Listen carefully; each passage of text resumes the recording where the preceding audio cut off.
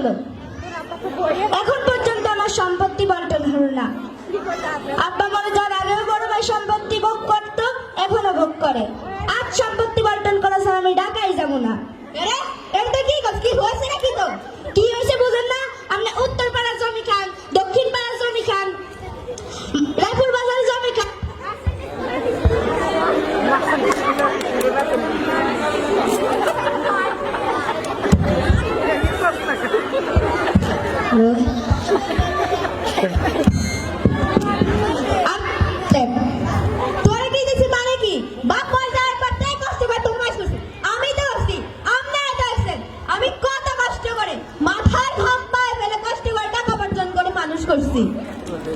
মানুষ করছেন দেখি কি হয়েছে?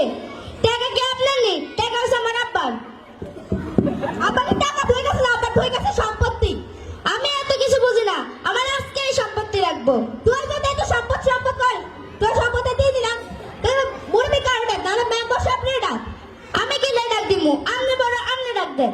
ঠিক আছে মেম্বার সাহেব। ও মেম্বার সাহেব, ওয়ালাইকুম আসসালাম। কি শুরু করছেন?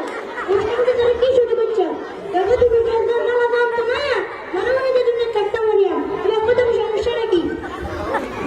কথাটা তো পরে শুনে আগে আপনি বসেন।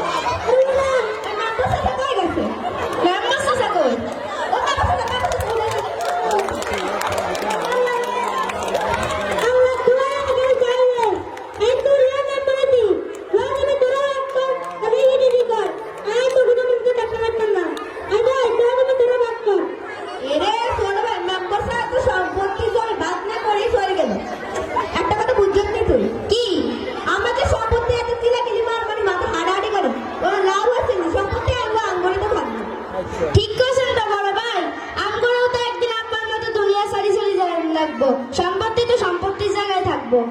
আপনাদের বলে রাখি, সম্পত্তি কিনে কিনে মারামারি মাথা ফাটাফাটি করার কোনো দরকার নাই। সম্পত্তি আমাদের আমাদের থাকবে, আমরা একদিন দুনিয়া সাহায্য হবো।